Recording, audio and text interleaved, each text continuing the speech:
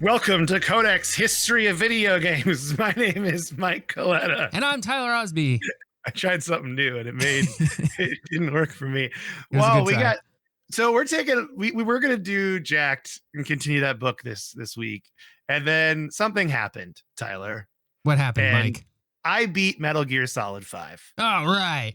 And so that means I am officially done with all of Kojima's Metal Gear. Yes. Like that means like I've played Metal Gear Solid 1, 2, 3, 4, Snake Eater. Oh, no, sorry, 1, 2, 3, 4, Peace Walker, and then Ground Zeroes, and then 5, Phantom Pain. Very nice. So, not Metal Gear Rising, though. I did not play Metal Gear Rising, and I did not play Metal Gear Portable Ops. So don't get mad at me, everybody. But those are the two that I didn't play. I think that's okay.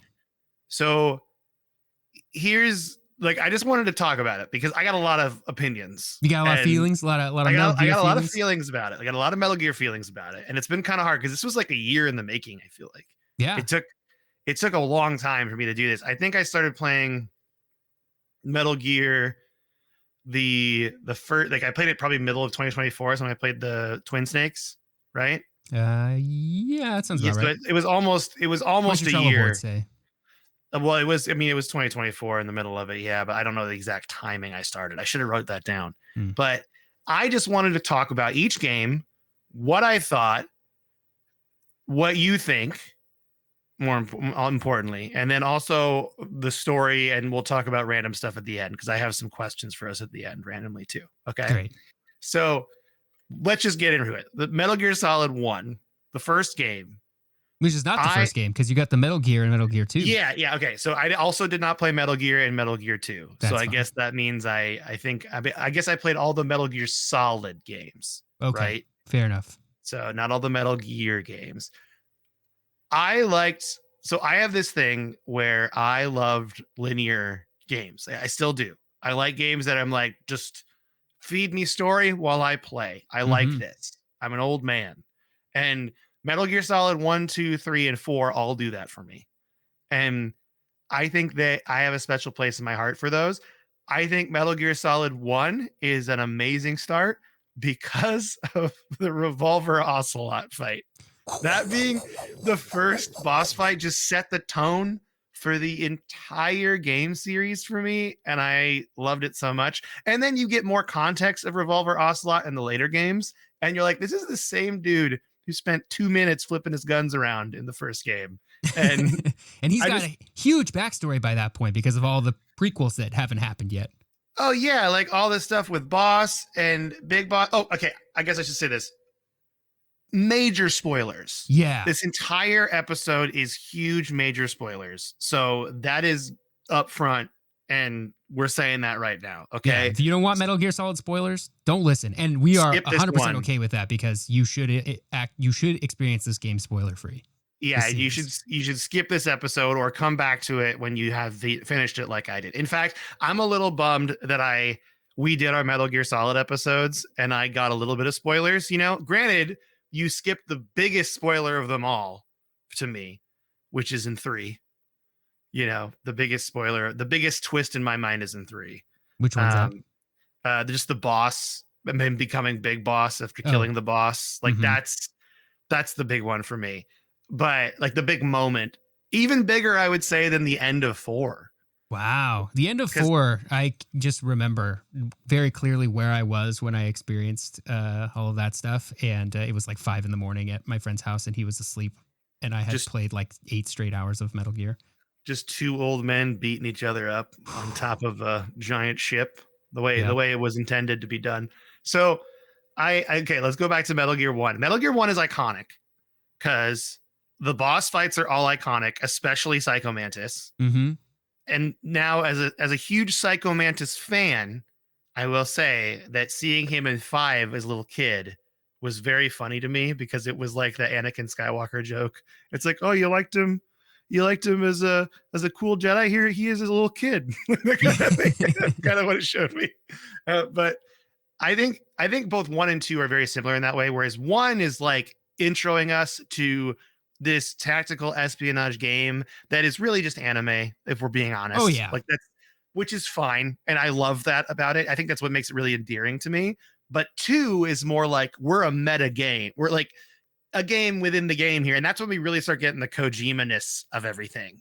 You know Yeah. what I mean? And We that's are a like game about games. exactly. Like that's when we get, I believe at the end, when you get like the weird calls from AI, the Mm-hmm. AI kernel, and you're just like, that's when it gets like really kooky and strange. In fact, at the end of Phantom Pain, I even said to you while we were playing it, I'm like, are we getting really Kojima right now? Are we getting really, really weird? And it's like, yeah, we got really, really weird. Oh yeah. It gets real weird. So I would say 1 is great to me and that it like sets the scene. 2, I love it because of the fact that it like totally takes what you expect in a Metal Gear game and flips it on its head, but you still are seeing the same pattern.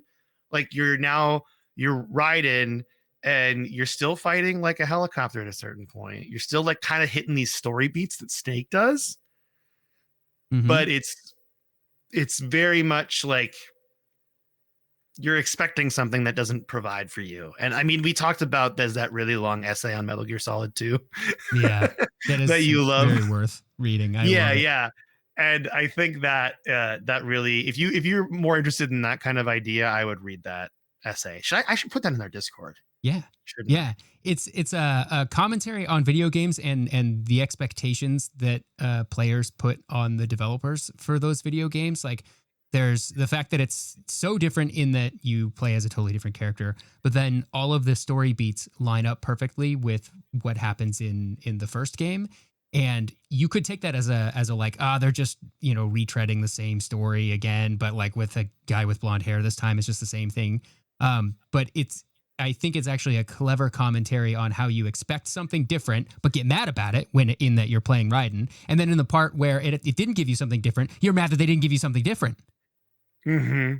It's like it's both ways that you're mad. What you wanted to be the same was you wanted to stay playing as Solid Snake, and you wanted the story to be totally different in the second game, but they flip those around so that you don't get either of those things, and in fact you just get really mad at the game. And the game is very polarizing for that reason. Like there are the people that love that, the meta level, and then there are the people that probably played it when it first came out in 2001 and were misled, that feel otherwise about it. Yeah. I because I kind of knew it was coming, because we did our episode and I got the summary of it where I was like, okay, I'm not going to play a Snake this game. This is like the big Yeah, you already change. know. But I didn't really catch certain things, like for example them like kind of denying you of boss fights. Like Mm-hmm. there's moments where you expect a boss fight to happen and instead it's like, no, you just gotta hide or they're gonna kill you and you just gotta wait this one out, which is just kind of a way of them messing with you as a player, which I thought was really cool. I also think my favorite boss is in 2, which is the roller skating bomb guy, Yeah. rollerblading bomber guy. He's my favorite. Yeah. Fat Man. Yeah, Fat Man, because he also drinks wine while He, he's he drinks rollerblading. wine through a straw. While he's rollerblading around with his bombs. It's so good. And he's wearing like the what's that the movie where he's the bomb diffuser guy and he's wearing that suit, the bomb diffusal suit. I'm It's not familiar. It's Jeremy Renner's one of it. Oh, the Hurt Locker. It's Jeremy Oh, Renner's okay. first movie, or one of it. Not his first movie, but one of his first movies where he got like really famous for that. It's like he's wearing a Hurt Locker suit and he's on rollerblades and he's drinking wine. And Yeah. that's just amazing. So I think that 2 has really cool twists and turns, especially with like you're like, okay, wait, there's another brother, like there's the other brother of Mm-hmm. this whole thing, because there's Liquid in the first game, and then what's the other brother's name though? What's Solidus his Snake, Solidus? That's right, who is Solidus. supposedly the perfect clone of Big Boss. Yeah, he's the perfect clone of Big Boss, but he's much older than them. And then you get the only complaint I have about is how annoying I find the character Vamp. Like Vamp is really scary and cool in the beginning, and then the more you play the game and the more you fight Vamp, you're just like, okay, man, can you just like die already? Well, hey, denying boss fight denial. Again. Even the boss that you can actually like kill, you can't kill. He doesn't die. Mm-hmm. Yeah, see, it just messes with you the whole time. I love it so much. But then I think I'm trying to determine if which one I liked better. I'm telling myself to like one better and make an answer for the sake of the podcast. In reality, We're just talking about the first two right we're now? just talking about 1 or 2 right now. Okay. Just 1 and 2, right? And I think I liked 1 better because of like the sniper wolf moment, Mm. the psycho mantis moment. Like I loved all that stuff, but to me 1 and 2 are good, and 3 is maybe my favorite out of all 5. I 3 think. I is think Snakey, which is why I'm so excited about this remake of it, because 3 is genuinely a game that I like want to replay right now, even though yeah. I just beat him. Like 3, which is Snake Eater, 1 is just a full-on rip of James Bond tropes, which makes me happy as a kid who grew up in like with like Bond movies, you know, Mhm. growing up. And then Pierce Brosnan Bond movies. I'm not that old. Okay, everybody. And then not Sean Connery Bond. uh, and then on top of that, you have my favorite thing in Metal Gear Solid, which is, hey, in the world of Metal Gear Solid, there's paranormal things. We're never going to explain what happened. It's just a thing. There's a guy made of bees. There's a dude that's like dead, but a ghost. There's a guy that just says the fear over and over again and shoots you with a crossbow. There's a really Um, old guy who's at least 150 years old. the best part that you could kill that boss at the very beginning of the game and not have to fight him later with a sniper rifle is an amazing part of this video game.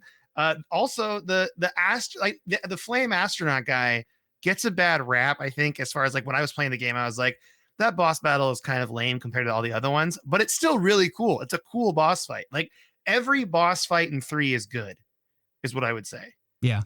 Every single boss fight in 3 is good and has like a unique perspective to it. And I'm glad I fought the end in the way it was meant to be done. When I replay the game in the remake, I'm 100% shooting him my first playthrough. Trying to do it early. Yeah, just try to kill him right and see But what then you don't happens. get to do the boss fight, which it probably is going to look really good That's in true. the It does look remake really version. good. I bet all that foliage is going to look awesome. Yeah, 3 though, because I didn't know. Also, because the boss fight, Oh, it's so beautiful. pretty. The And song that then plays. yeah, the song that plays. I think for me, Volgin is also really funny because Volgin is this guy that has like electric powers that's not in this group of paranormal people, and they never tell you how he got these electrical powers. Kojima was like, they don't need to know that. It's He's got fine. powers. Who cares how he's got powers? What, you need me to tell? You got experimented on as a kid. Okay, great. We explained it. Who cares? He's Yeah, got electric powers. exactly. Let's not I waste think time. I know. I think, and that's what I think I like about the first 3 games, because I do think 4 is good and it's great. 4 is when it starts getting a little lost. 5 is great. I love 5. I would say, and I think this is a fair critique, in that it is over ambitious. I think I would Like, agree with that. like if you're having to explain to me story in cassette tapes because you don't have time, like maybe that's when the story should be brought down a bit, you know, because like I realized like later in, I was like after chapter 1, so I'm in the like final 5 missions where you're doing side ops to like get those missions. I started finally listening to the tapes and I was like, oh, if I'd have had this backstory, like if I'd have known, I should have been doing this the whole time. Yeah. But I also don't like that trope in games when it's like an audio cassette. Like even in games like I love, like BioShock, like I don't like when you have to listen to a tape to get Yeah. a story. Like I don't know how you would explain that with this complicated of a story versus other than doing the Peter Jackson method of making like multiple movies, or in this case, multiple games. Yeah. Metal Gear Solid 5 Part 1, 2, and 3. I think there's like a few things at play specifically when it comes to the tapes thing. Is one, when they decided to make it an open world game, they're sort of committing themselves to like a longer experience than the other Metal Gears, right? Because those are all like 10 to 15 hour experiences. Very like, they're not overly short games, but they're tight. They wrap up. But when you do an open world game, getting only 5, 10, 15 hours out of it is like something that players, like gamers, don't really want. They want, like in an open world game, they want to get like 50 plus hours out of it, right? So when you sign yourself up to make an open world game, you're signing yourself up for 50 plus hours, which is great from a story perspective because you're like, we have all this time to tell a story. The problem is that cutscenes are expensive and take a long time, and you have to take control away from the player, and they have to sit and watch the movie. Which in 4 we spent more than half the time watching movies, right? Like it I feels didn't like at even least talk half the about time. that yet. Yeah, that's crazy. So putting all of the things into tape form gives you something to do while you're doing all of this 50 hours of gameplay in this open world, right? Like while you're walking from one thing to another, because there's a lot of downtime in open world games, right? So you have something to listen to. So I think you're right when you're like, oh, if you'd listened to it earlier, you may have been able to get more out of the story as it progressed. But yeah, it does feel. I don't want to say lazy because I don't ever think game developers are lazy, but it is an easy solution or a cheaper solution to this story problem of like having too much story and not necessarily wanting to tell all that story in a cutscene. Even if they had like budget for cutscenes, I don't want to watch. I wouldn't want to watch all of the tapes in cutscene form. You know what I mean? I agree. I also like. I mean, I found too that once I did realize I could listen to the cassettes while I'm like in the helicopter or walking around an open world trying to get to my next objective, that's when I was like, okay, I like the tapes now because I felt like I'm listening to a podcast about the game I'm playing at the same time. But I just think there's gotta be. I think I just like the way the stories are tighter in 1, 2, and 3. I agree with that. I think the gameplay is cool, and the like crisis thing of being able to survey a situation and take like and like take a different route every time, or like have different ways of doing stuff is really cool. I'm not sure it fits in a game as story driven as Metal Gear, but it is fun. I do think the gameplay that's there is good. Yes, and it feels really cool. Like when you infiltrate a camp and you don't get detected and you get your objective done and then you just sneak right out, you feel awesome. Like that Yeah. is something that I think they really pulled off. But at the same time, and I think we talked about this when I was playing it and you were watching me, if I'd have played that game in 2015, I would have got a lot more out of it Mm. because I'm open worlded out. You know what I mean? Like Yeah. it's 10 years later. I've played so many open world games that it just doesn't do it for me anymore like it used to. But that's not Kojima's fault. And that's not Metal Gear Solid 5's fault. That's just time. Yeah. You know? There's also a thing for older that at least that I find it's true for me when it comes to older open world games is that, again, because these games are meant to sort of be to take a lot more of your time.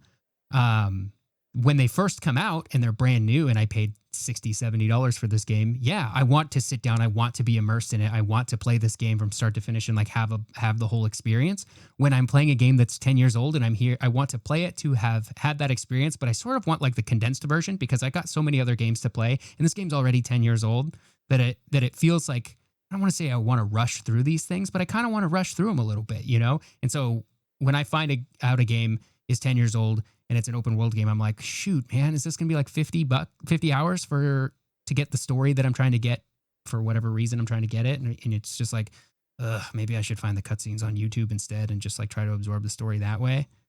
Yeah. I mean, I was a little under 35 hours is what I beat Metal Gear Solid 5 in. And that was still me doing side ops and stuff because I had to grind to get better items just because you have to in that game to like progress. And I still didn't even get a lot of the really, really good items that were like the really good rocket launcher that like can lock onto multiple targets. I never got that.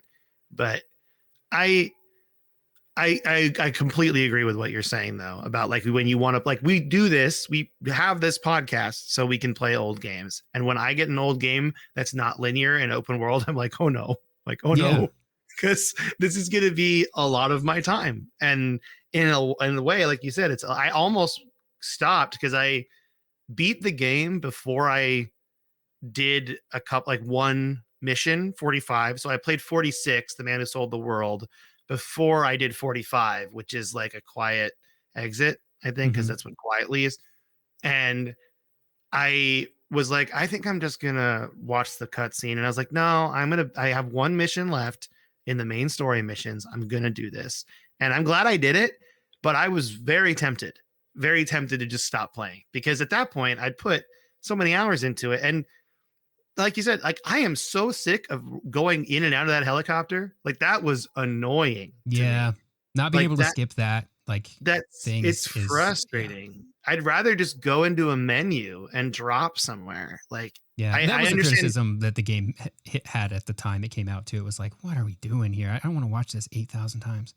I think it's because they want to like immerse you in it and give you those moments. Because I mean, if you even look at the intro to five, like it's a lot. Like I get it. I can't walk in the beginning, but can we please move this along? Like I understand you're going for like a cinematic take. It's like when you watch a movie and there's like 30 plus minutes of exposition before anything happens, and you're like, can we just do this, like cut it in half and just then go into the movie, Yeah, like you watch a horror movie and they're like, okay, when's the first scary thing needs to happen right away so I can just get into this, you know what I mean? yeah, um, yeah. It sort of reminds me of like when you like going back and watching an older TV show that had like 10 years worth of episodes. You're like, when you were watching it as it came out, you were like, please let this. I don't want this to ever end. I'm totally down. Well, usually you're like that, but like if it's a good show.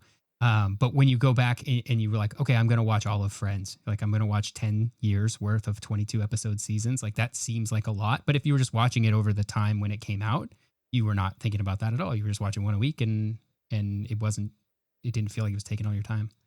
yeah, for sure.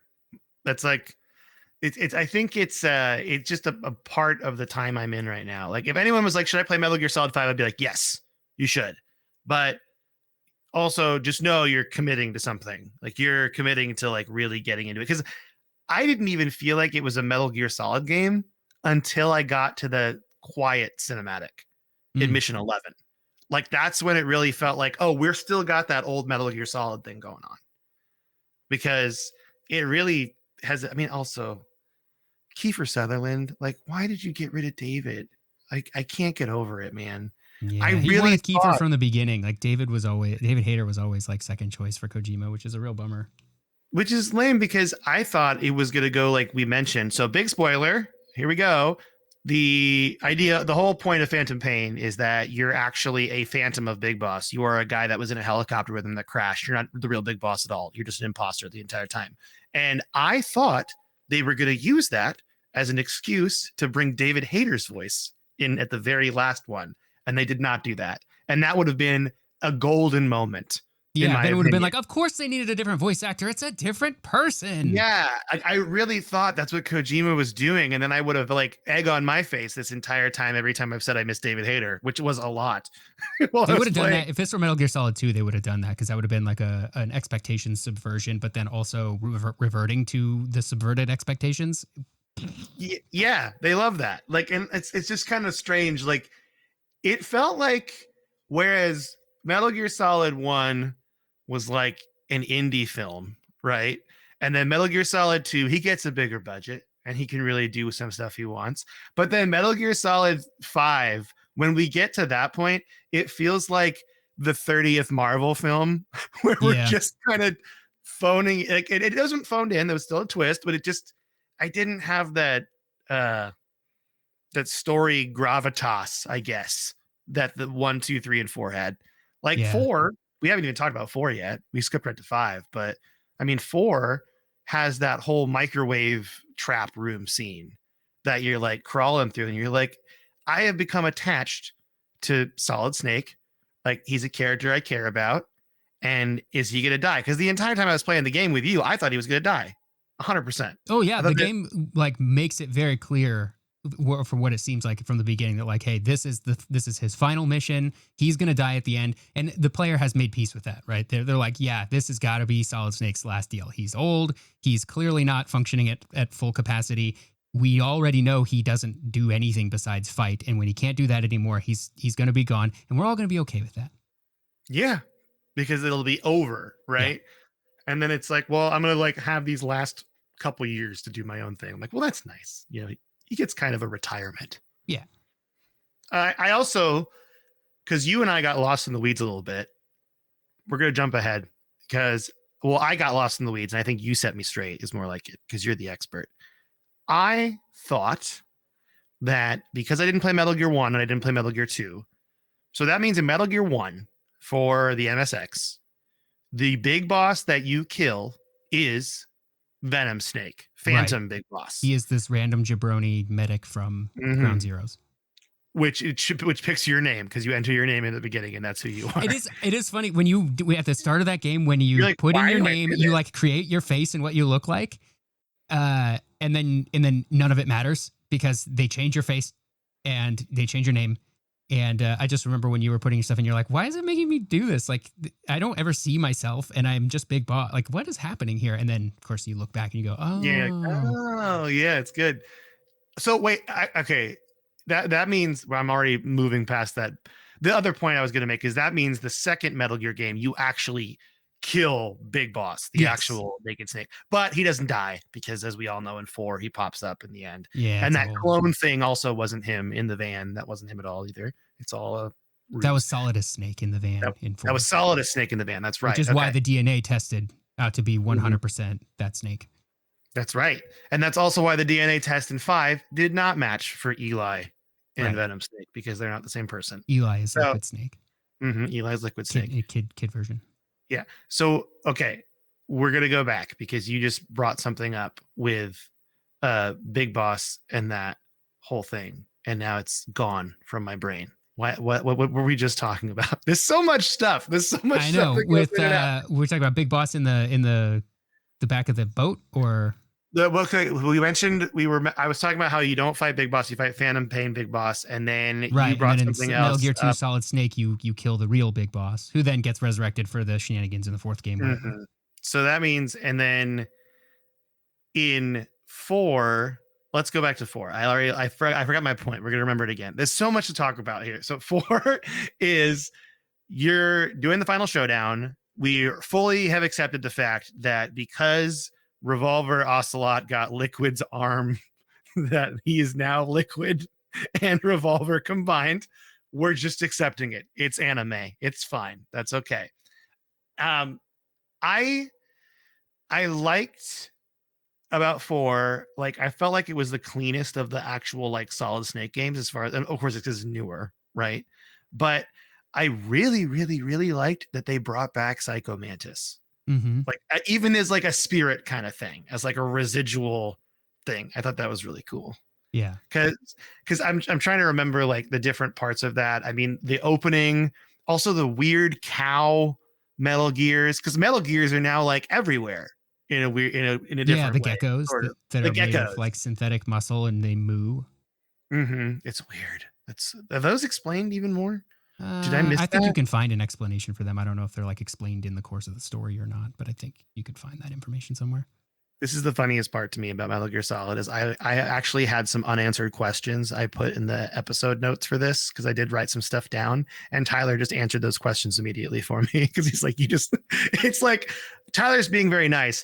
I wasn't listening is what I'm going to say. Well, there's a lot of information to take in. But you can find it all. I mean, I hate to just be like, just Google it, but yeah, you can kind of Google a lot of stuff. I didn't think like we ever got a real answer. We got who Skullface is as far as like where he came from, right? Like his village was destroyed or anything like that. Something like that. His language was destroyed. He can't speak his native tongue anymore, which is what 5's all about. And then, but we never really find out like a name. We just know he's in the XOF unit, which is just reverse Fox. Like everything about it's reversed. The emblem's reversed. All that is reversed. And he's there to clean up Snake's messes. But the other part of it that I have still like debating on, and I think I know the answer is in Peace Walker. We haven't even talked about Peace Walker yet. Okay, in Peace Walker, they essentially find an AI pod that they build after the boss. Like it's the boss in there. It's her voice and everything. Is that supposed to be the boss, or is that just like the model of the boss, like like a large language model? Which is kind of crazy that they did this in Peace Walker, right? Sorry, go ahead. Oh, is that how old was that? That's like 13, 14 years ago, right? Yeah, 2010. Yeah, so it's 15 years ago. They did that. Well, they were doing AI. I mean, the second game is full of AI shenanigans too, which I do want to come back to talk about. We got to come back to that also. This is a very all over the place episode, but if you're a Metal Gear Solid fan like us, and I say us now because I'm full in, like I'm gonna get a Metal Gear tattoo. I'm pretty confident. Man, I either want to get Metal Gear Rex because like, but like a little kind of like the Oddish is, but like a little pixelated version Ooh, that's cute. of it. Yeah. Or I want to get D-Dog, the dog from Metal Gear Solid Ooh. 5. I love the dog with the eye patch. It's my favorite thing. Yeah. Okay, also quiet. The most video game justification of all to have a half naked lady is she breathes through her skin, which is why she has to be naked all the time. It's Sure. the most. I'm so glad Katie, that's my wife, didn't walk in when I was playing this game to have to explain to her that reasoning for it. She wouldn't care that it's like a half naked lady on the screen, but the me telling her that reason would make her so upset. Would make it even worse. It's like, look, Yeah. if you want to do it, just do it. You don't be You like, have to, well, actually, she has to breathe through her skin. That's why it's justified. It's like, don't. It's a video. You don't have to justify it if you want this in your game. Just put it yeah, in. she has to lay in the sun because it's photosynthesis because she's Uh-huh. like a plant. It's like, okay, I get that. I mean, it's interesting though that we got AI in the second game and then the And Peace fake Walker. news. We got fake news in the second game, and then we get a pandemic in the fifth game, like an Mm-hmm. epidemic, or it wasn't a pandemic yet, but a disease, a parasite that attaches to your vocal cords, right? And then makes it so you can't speak your native tongue, like a bioweapon too, which is like, Mm-hmm. I mean, that's like always in the news, I feel like. So yeah, Kojima, kind of a prediction. I know. To, It's kind of wild. so to go back to your question about the AI boss. So I could be wrong about this. This is my interpretation after having watched you play Peace Walker again. So like one of the central like things of Peace Walker is one of the central things of Metal Gear Solid in general is nuclear weapons and why they're bad, and we just shouldn't have them. But Peace Walker, the idea they really explore this idea of mutually assured destruction, which is like nobody's going to launch a nuke because if one person launches a nuke, then everybody launches a nuke, and now the whole world is destroyed with nukes, right? So the idea in Peace Walker is that look, if one person launches a nuke, can the people on the other side retaliate? Like, are there human beings who are willing to push the button to retaliate and basically destroy the world? And the answer that is put forth by those in the story is no. You cannot rely on humans to return volley. You need to have an AI do it to return volley. You need to have all of these nukes controlled by computers who will just hit the button because they don't care. And then it's like, well, how do you get a computer that can make the right decision? Well, what if we built an AI that's based off of everybody's favorite war hero, the boss, right? Who was perfect and never made any mistakes, and in fact was fully willing to sacrifice herself for her country. Because remember, she goes down as a war criminal in the history of this fake United States history from Metal Gear Solid 3. She goes down as a war criminal. Everybody hates her, but the people who know that she is actually the most noble of all of the war heroes, and she is the one that could make this decision. So let's base the AI off of her. That's my interpretation of it, of why there is an AI pod that is the boss and in Peace Walker. That's you just nailed it, honestly. You just explained it better than the game did, I feel like.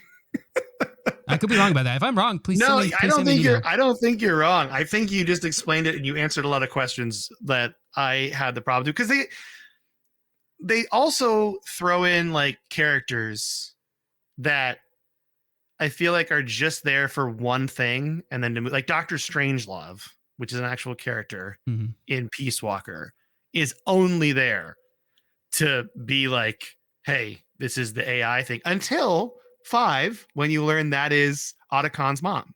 Yeah. So it's like it's kind of funny how you get these things that just seem like they're thrown in, and then later on they get explained. And that's something that I really respect Metal Gear Solid about, is they kind of try to bring everything back for you, which is nice. Yeah. There's a lot of I think they do a really good job of doing the prequel thing where they like answer questions that you didn't even really know you had. You're like, oh, well, who's Hal Emmerich's parents? He talks a little bit about them, about his grandfather had like built a nuclear thing, and his father built freaking Metal Gear, and now he's here. Thought he was working on something cool, but his family is always involved in making nukes somehow. Yeah. And they go back and they sort of explain a little bit more of like, hey, well, here's Otacon's family constantly building nukes. You know what I was thinking? This is kind of a discussion question for the end, but I'm going to do it right now because I feel like it, and it's our podcast and we can do whatever we want. Okay. Who would you want to see get a Metal Gear Solid offshoot game. We're gonna pretend that Raiden's revengeance thing is not a thing. Well, yeah. As far as We're I know, gonna that's say a like good game. it is a good game. Yeah. I mean, that's just like a Dark Soulsy kind of game, right? Yeah, It's it's just a not. very different kind of game, and it like the story furthers Raiden's story. It's after Metal Gear Solid 4, but as far as I understand, as a person who hasn't played it, as far as I understand, it's well received. Like people liked it.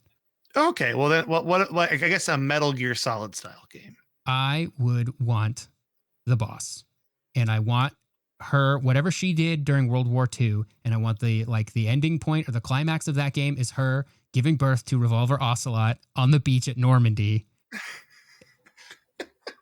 That's the like microwave scene of Metal Gear Solid the boss. I don't know what we call this game, but the whole game is in third person, but then when she gives birth on the beach to Revolver Ocelot, it goes to first person. Yeah, and you have like, to no, you have to experience it. There's a whole thing. Yeah, there's like bombs and stuff going off, and like you're having this child on the beach. Normally, this is one of the more anime aspects of the backstory of Metal Gear Solid. Is that like, yeah, Revolver Ocelot was born on the beach in Normandy to the greatest soldier of all time, the boss.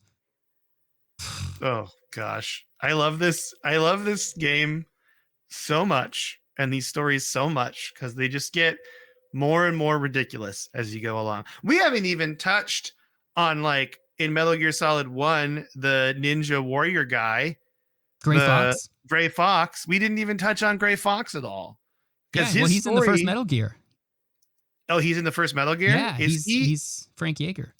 Is he in? He's not in Peace Walker or Metal Gear Solid 5 though yet, is he? Not to my knowledge. See him. Yeah. I wouldn't be surprised if there's like a reference to like some weird ninja thing on a tape or something, but I don't think he's directly referenced anything. Because he could be someone that would be kind of cool to cover. Yeah. I also think now that we know you are a phantom of the boss, what did the real boss do? Well, this was all going on because they said he was building a nation of Outer Heaven, which ends up being Zanzibar, right? For the second Metal Gear game. Like, how did we get there? There's a lot of places they could go to. It's a shame that their relationship fell apart, Konami and Kojima's relationship. Because I feel like we could have had some more cool backstory games like this that really explain a lot. I mean, they could just keep going. I mean, Quiet. What's Quiet doing? I don't know. It's like do more stuff with her. What I would really like to see now that we have the ending of Metal Gear Solid 5 and you see the tape that he's given is the Operation Intrude and N313, which is the first Metal Gear. Let's just remake the first Metal Gear.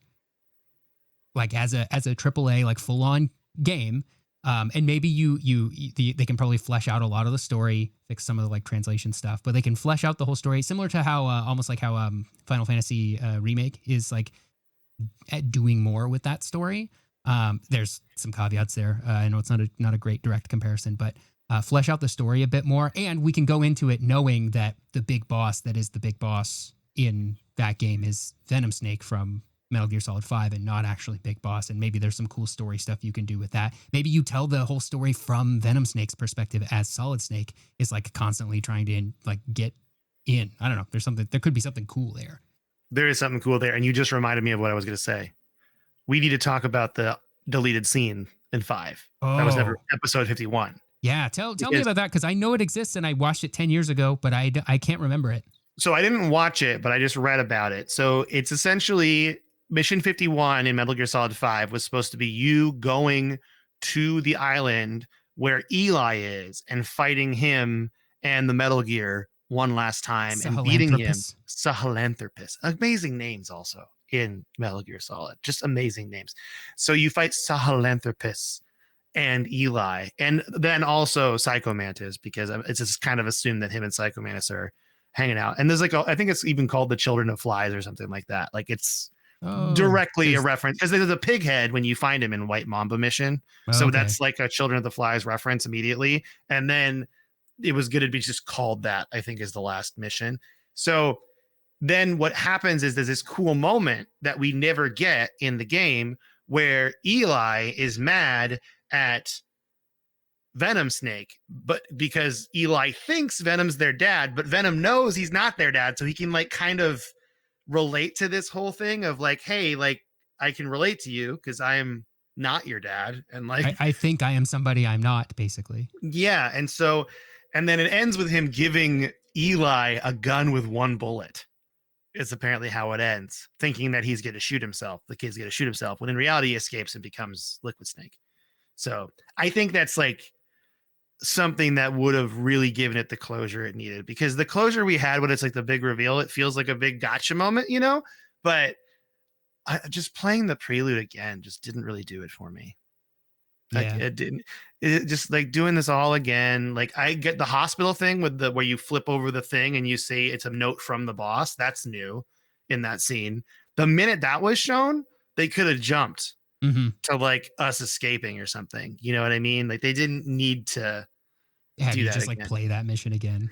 Yeah, it Yeah, just I didn't agree. feel very fun. And I mean, it was all right. I did like the Sahelanthropus boss fight though, where at the end Sahelanthropus like slow-mo comes at you and then you see Psycho Mantis for a second, and if you stun him with your like handgun, it stuns the robot, and that's how you kind of stop it from one, because it'll one shot you with a railgun otherwise. So yeah, I did like that a lot. What's funny is I'm trying to sit here and remember 4. Other than the old man fight scene and the microwave scene, I don't remember much of 4. Isn't that Wow. weird? I don't. That is weird. Well, the thing that I always remember of 4 is the post credit stuff where Big Boss comes back, and then Mm, you get to have that closure moment with Solid Snake and Big Boss. Sort of this like and weird. Zero. And Yeah, Zero's in a well, yeah, I was wheelchair just gonna there. say, yeah. There's like this weird father son thing that you get, and then they take it even one step further when they're like, and Zero is here too, and he's a vegetable, and like he's like 150 years old or something, and you're like, what the heck? They brought everybody back, even Zero, who should have been dead 50 years ago. And his parasites, because Zero, you find this out in tapes in 5, got parasites from Skullface Mm-hmm. that like gave him brain damage. Yeah. So that's kind of something that is very, because the entire time I was playing Metal Gear Solid 5, I'm like, what about Zero? What's Zero doing? And then I didn't get that. And then I listened to the tape and I'm like, oh, so he's just not here and he has brain damage. But that's just his story. Yeah, he just has a bad time because he goes against what the boss wanted. I guess I don't know if that's Hmm. really what they're trying to say there or not, but Yeah. It's it's a ride, man. That's how I would describe this whole thing. It's it just a wild ride. it Like is. that's oh It's I try to tell people. So your anime comparison is really good. I think because it like from the outside it sort of looks like it's trying to be this like realistic military simulator game, like Splinter Cell is trying to be, right? But then you start playing it and it just starts to be kind of ridiculous, and you're like, do they know how like weird this is? And then once you think of it as like, no, this is not like supposed to be a realistic story or like a real like it's like based on real stuff, but it's really just anime. Like storytelling wise, right? Like it's very just over the top and ridiculous, but in a good way, like in a way that you don't play it to make fun of it, right? You don't follow this stuff to go, ha ha ha, this is so bad. You keep going because not even despite it's bad. It's not bad. It's like I don't know how to describe it. It's just like you just get bought in and you just go on the ride with it. And you're like, yeah, I know that it's a little bit ridiculous, but I love it anyway. we gotta talk about Peace Walker. So I was a little apprehensive because Peace Walker is like a game for the play the gosh, PSP. not the Vita, yeah, the PSP. I don't know why it took me so long to say that. Okay, so the Peace Walker game really surprised me. Like surprised me a lot more than I thought it would, because on the outside you're just like, this is just a portable game, but it's got this really unique art style for the cinematics that made me really like the cinematics. Mm-hmm. Yeah, the And like motion comic thing. mhm. And then on top of that, we do get this story with like characters we didn't really see. Like you got Pause in there. We talked about Pause. Mm-hmm. And then you get the starts of the base building. It's almost like, oh, this is what it's going to become. You can kind of see how this is going to become the thing that Metal Gear Solid 5 really latches onto. And that's what made me happy. Also, I mean, we get Huey introduced, we get Dr. Strangelove introduced, we get the whole Peace Walker mech, like you mentioned, with the nuclear deterrence line. And also the Peace Walker boss battles are actually pretty good Yeah. for PSP. I enjoyed it. So yeah, and you played the PlayStation 3 or the Xbox 360 version, right? I played the yes. That has much better controls than the PSP version did, because the PSP doesn't have a second joystick, so you have to use the face buttons to like aim. It's awful. Yeah. So that's yeah. I was very surprised. So that must be why I was so surprised, is because I got the good version of it. The good version, the better controller version. Yeah, it is cool, and the missions are so bite sized that they really work well on the PSP. Control issues notwithstanding, like they're like rarely does a mission get over like 5 to 10 minutes long. And that also introduces the first instance of my favorite thing in Metal Gear Solid, which is the Fulton system. You didn't tell me about this at all. You didn't. You kept it secret from me, and I was like, "What is this Fulton thing?" And you're like, "Oh, you'll see." And then I started Fultoning everyone out of it, especially when you can see their skills. Mm-hmm. So then it's like you're getting Pokemon, but with soldiers for your base, and it just, oh, it's beautiful. And then in 5, it takes it to a whole new level where you can Fulton like everything out. Like, oh, you got to fight that tank, or you can just sneak up on it and Fulton it out of the combat zone, and it's gone. Sure, It's yeah. Just attach a giant balloon to a. I don't know how much tanks weigh. 100 tons. I don't know. Yeah, sure. just float it away with a balloon. That's totally fine. Yeah, it's amazing. So that's also why Peace Walker, I think, will always stand out to me, is because it introduces this whole Fulton system base building aspect of the game that really gets to me. So going back to 4, because we got to talk about 4 some more. The other part about 4 that we get that I wanted to talk to you about is, what is it with the egg cooking? Is there a reason for the egg cooking? The eggs are in the metaphor, they're like representatives for the different clones of Big Boss. So that's what they're for, because I didn't get that. Yeah, is what I'm trying to say. I would have to go back and look to like really find the parallels, but I know that is like the idea there, is that like there's like one egg that like is like really runny and like doesn't work right, and there's like one egg that's like perfect, and there's one egg that's like all messed up, and like that's kind of like that's the parallel there. Like there is a point to it. Also, they just look really realistic. The eggs is like a really oddly realistic looking scene for the PlayStation 3. But yeah, that's like the idea there. I would have to go back and look at and like figure out how it all maps to the different things, but that's the idea there, is that they sort of map to the different solids. And she says that. Sunny says that while she's cooking them. She's like, "Oh, Solid." The chickens are named after the different snakes. She's like, "Oh, Solidus doesn't have any eggs today," or something like that. Oh, that's right. I just took it also as Huey never eats enough. You know what I mean? Or Otacon. I guess yeah. Otacon's not Huey. They're different. What's Otacon's first name? Hal. It's Hal. That's right. Okay. They never eat the eggs, and it's mean. Okay. Yeah. It's rude. But I think 4 was a good closure, but it's not as memorable to me as 3. But there is one thing I want to talk about in 4 that I liked a lot, and that was, I did like the closure with Vamp. Like explaining Vamp more, because you fight him again and he comes back and you get the explanation of nanomachines. Yeah, that's kind of the hand wavy thing to explain everything in 4. It's like the nanomachines, like the arm, Liquid's arm. They like retcon that, not retcon, but they like re-explain it as like because in Metal Gear Solid 2, you're like, because you're bought into the anime-ness of it, you're like, he's got Liquid's arm, sure. Sometimes the arm takes over and Ocelot becomes Liquid Snake. You're just like, okay, fine. I guess I buy it, right? And then in 4, they like go back to try to explain it again. They're like, but we brainwashed him and we did all kinds of like weird therapy stuff with him and nanomachines. That's how Liquid did it. And you're like, you midichlorianed it. You didn't have to explain it. And they do that with Vamp too, like you said. It's nanomachines. You're like, I don't know. You could have just said got weird vampire powers.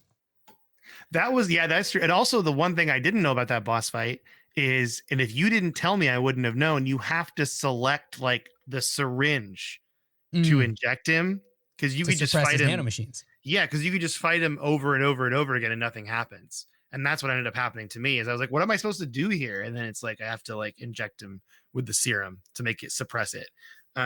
So Yeah, I think ranking wise, if I had to rank them, are you ready? Mm-hmm.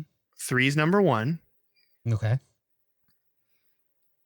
I think I think I'm gonna do it. I think I'm gonna put it as one, two, one in second place, two in third place, four in fifth place, in fourth place, and then five in fifth place. I think five just actually I'm gonna go portable ops and then I'm gonna go or not. I'm gonna go Peace Walker and then five. You like Peace Walker more than 5? I like Peace Walker more than five. I think like actually wait, hold on. I just really liked I really really liked that five like Peace Walker was like that beginning. It felt like you're starting something new, and maybe that feeling is what made it. I think five is probably the better game. You know, but the order I played it in, I think matters a lot as well. Mm-hmm. Because I played Peace Walker and then I played Red to Five. So maybe that's it. But yeah. I also I kind of want to know like more about Quiet Quiet's character because you know that like Quiet got burned by Boss, the actual boss in the hospital, and then they got the parasite given to them so they'd heal and live. But But now you she don't can't really speak. know. Yeah, you don't really know why. Like, where did this assassin come from? They're just a random assassin in the hospital. Like, I want to know the backstory there. But Mm-hmm. then again, I think I also want to know the backstory on stuff that doesn't really matter that much. We kind of talked about that. Like, it doesn't really matter what Skullface's name is. Like, Yeah. he's just kind of a guy. So He's yeah, just I there. mean, He's given enough backstory to have motivation for why he's doing what he's doing, but he's not the most important character in this game, and the game's not really about him. exactly. And he's kind of a bad guy that's like put in as oh man, we didn't even talk about Volgan and the Man on Fire. Like, that's great. That made me really happy when I learned that Volgan was the Man on Fire and that Mm-hmm. he didn't die and he got fire powers instead of like electrical powers. Guy got two superhuman powers in one life. Dang. What did he do to Yeah. deserve that? What did he do to deserve it? And he didn't even die either, technically, because they had him in the jail cell. He might come back to life. They don't know because Psycho Mantis. They Yeah. also explained Psycho Mantis's powers in a tape, which I thought was pretty cool because it's not just like psychic magic. There's a little more to it. Well, yeah. Uh, What was the explanation there again? so like he can control brain waves or something like that, like waves. And so, but he amplifies other people's feelings and emotions and manifests them in real life. Mm. So, like, for example, the Man on Fire hated Snake so much because he was Volgan and Snake killed him that the Psycho Mantis took Volgan's anger and that powered the Metal Gear, the Mm. Sahelanthropus. And in the same way, like when they lose control of Sahelanthropus, that's because Eli, Liquid Snake, it's stronger in children. So that took over Volgan and defeated and took Volgan away from control and put Eli in control and amplified by Psycho Mantis and made Sahelanthropus move. And that's what wanted to kill Snake. Like Dang. that's so yeah, it's like he's an amplifier of people's emotions and it manifests itself in like telekinetic powers and then he can like kind of just he knows he's doing it and he helps people, but he's always a bad guy. So he is a bad guy. It's kind of weird that you got to shoot a kid. You know what I mean? To stun him. Yeah. No, but at least it's just to stun him. That's true. The child soldier thing in five also feels a little forced, in my opinion. Like, not. I guess it's necessary in that it gets the Eli storyline kicking, Mm-hmm. but honestly, I just find it so annoying when you have to like that mission where I had to like escort them to the chopper. Do you remember that? Yeah. And I died so many times, and the chopper would get attacked by another chopper, and I'm just like, what is happening right now? And it just is so frustrating. Five caused me the most frustration of all the games, I think. Yeah. Well, it is the longest too, so there are more opportunities for frustration. Yeah, it's true. And once I like watched a guide, it helped me out. But okay, I have a couple discussion questions that we're Okay. gonna do, like kind of like fun ones to end it. All right. So if you could pick one gadget from any Metal Gear Solid game, what would that gadget be? And why is it the Fulton system? The Fulton recovery system is very cool. If I attached one of those balloons to myself and just flew away on it, I'm not sure where it would take me, and I'm not sure I want to go where it would take me. So I don't want that. I think I want the Metal Gear Mark II from Metal Gear Solid 4, the little robot, little guy that follows you around. How did we forget to talk about him? I want that him? guy. I want that little guy. He's so good. He's so good. He's unlocking things for you, zapping people. No, that is great. You don't want an iDroid? Oh, the iDroid is pretty cool from 5. Mm-hmm. Way ahead of their time on that one. Really, another Kojima prediction. Oh man, if I could pick a gadget, it would probably be the active, it would be the Fulton recovery system. Because how cool would it be to did you realize they're just stealing constantly in the game? You're just always stealing. So if I had the Fulton recovery system, that also means that I have the ability to steal by a lot. I'm assuming that, okay? That I can just walk up to a car and be like, boop, and then it just what are they going to do? Exactly. Because there's no evidence, right? It's the perfect crime. So I want the Fulton recovery system. I'm not even going to change it. I want it. That's what I want to do. I want to Fulton out. Also, I love that you Fulton out animals and you're saving them by taking them out of their natural habitat. They're just being kidnapped. Yeah. They're just there minding their own business, being an animal. All of a sudden, they're floating up in the sky. They justify it by saying you're rescuing them for a certain wildlife organization that'll pay you money to put them on a reservation or something. That doesn't sound like rescue. That sounds like you're selling animals to who knows who. Real life Pokemon is what's going on. That's what's happening. So, okay. The other one I wanted to do, and I wanted to make you choose, what's your favorite? I didn't tell you this ahead of time. I wanted to do it. My favorite Metal Gear Solid. 3. If you're just being like, you just got to pick one that's your favorite. 3. Yeah, you got to pick one you got to play. If you're going to play one out of the, which one do you want to play the most, I would say? Oh, that's a different story. Because if it's a different question. If it's this is the only game you have to play for the rest of forever, I'd probably pick 5. I wouldn't, not the rest of forever. Out of the Metal Gear Solid games, if I was you got to play one right now, what are you picking? Oh, probably 3. 3, okay. Because the storyline for 3 is what gets me, the emotion at the end of it. I just really, really, I love it. I think my second, so if I'm ranking them the way that you had ranked them earlier, I go 3 is my number 1. I think my number 2, very close, and maybe on different days I might swap these around, but I think the second one is my second favorite, because of all of the subversion of expectations going into it, all of the predictions it made with regards to things like fake news and now AI running the world, which feels like hasn't happened yet, but is maybe not that far away. So having AI run the world and then AI doing the censorship of the world, all of those things are salient predictions still to me. And again, I just love the postmodern storytelling that it does there.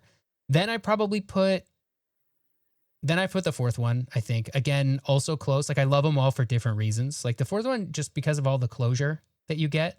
And I would have said that was my second favorite until relatively recently. Just as I get older and I understand 2 more, it rises up the ranks for me.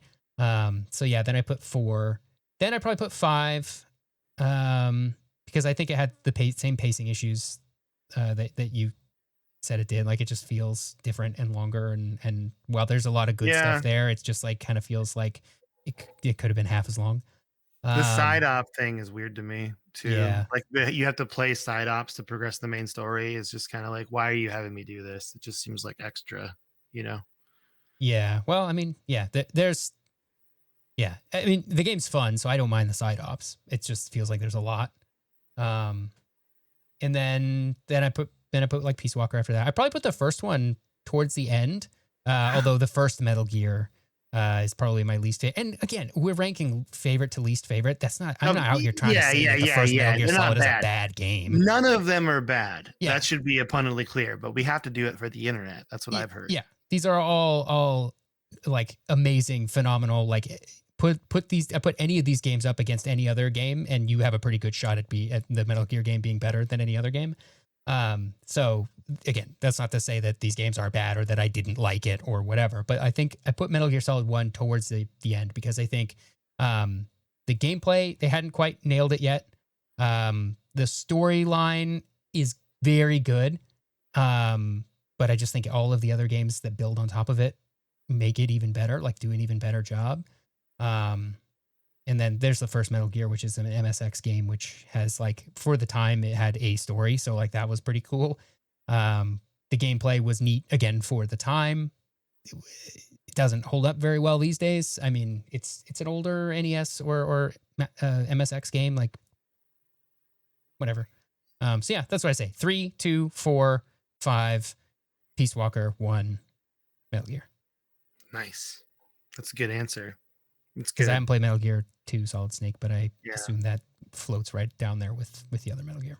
Was there any other Metal Gear conversations you want to say to the audience before we're like doing our final segment here, our classic What You've Been Playing segment? I can't think of anything except I loved it. Yeah, I think it felt like I watched the whole movie. It was great. Yeah, the series is super worth playing.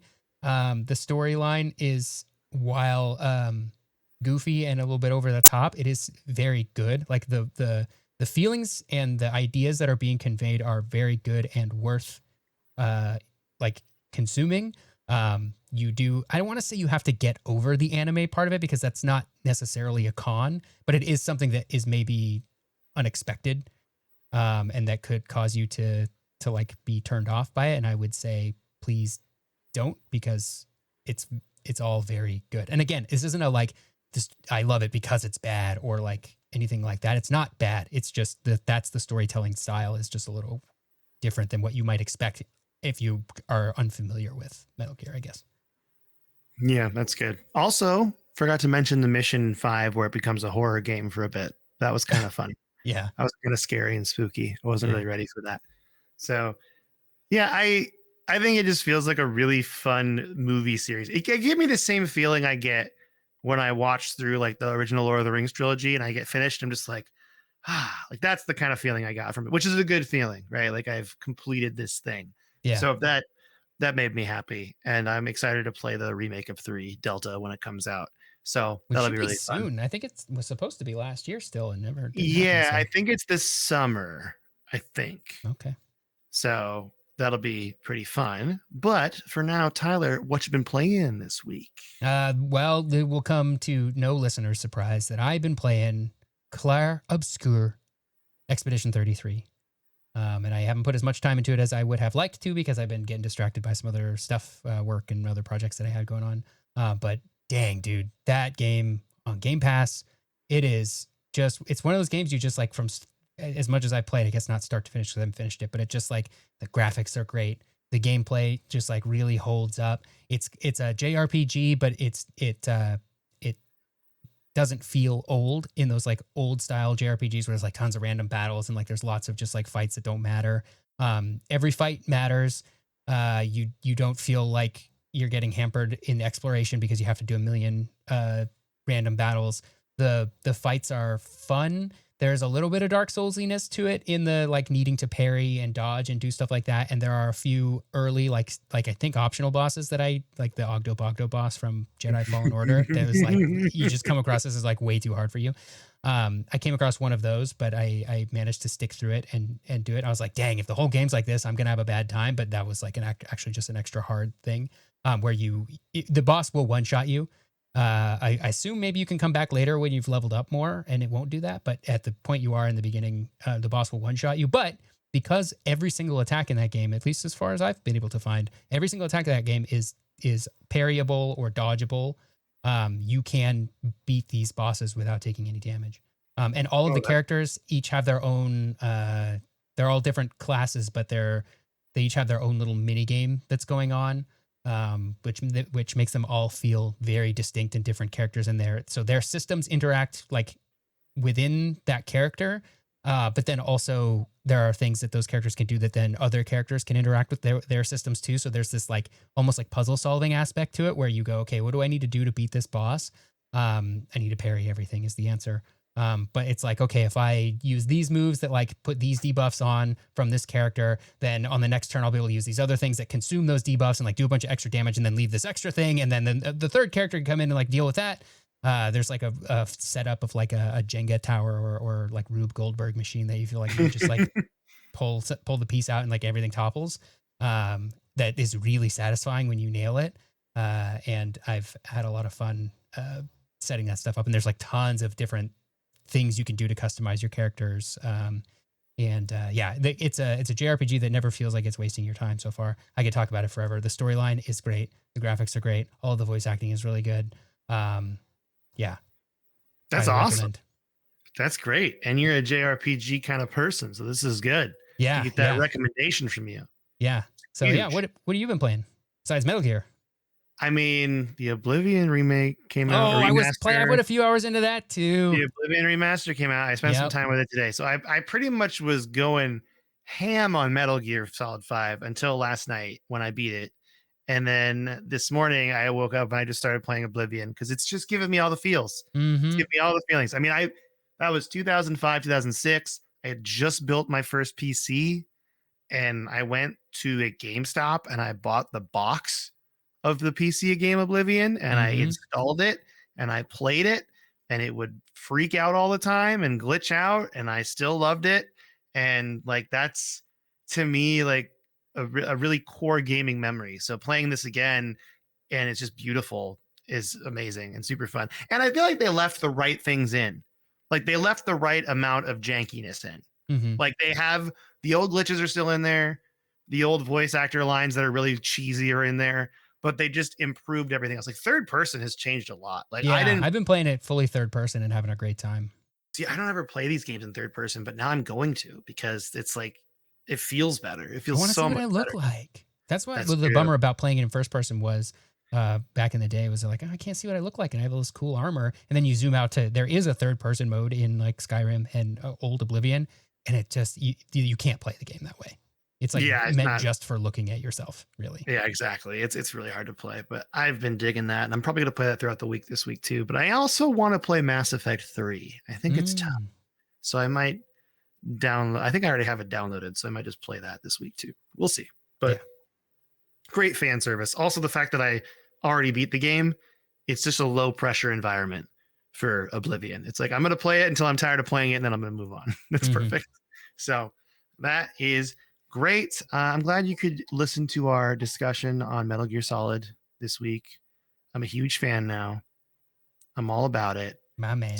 Tyler's got me in. The hooks are in me. I love Solid Snake story, all the snakes. And now the snakes all make sense to me as well, which is rare because I got so confused those episodes we did about Metal Gear Solid. There's because you were trying to explain it, but you didn't want to spoil also too much, which I think you did a great job at. But once you can connect all the dots, you're like, okay, this makes more sense. So, but yeah, with that, if you want to support our podcast, you got anything to say about Metal Gear Solid, you can send us an email at codexhistorypodcast@gmail.com. Might read it on the show. You can just tell your friends about us. You can leave us a review wherever you listen to us. It's really helpful. We have a YouTube channel. We have a Discord server. Go to codexpodcast.net to get links to those. And with that, Tyler, do you want to say goodbye to everybody? Yeah. Goodbye, everybody.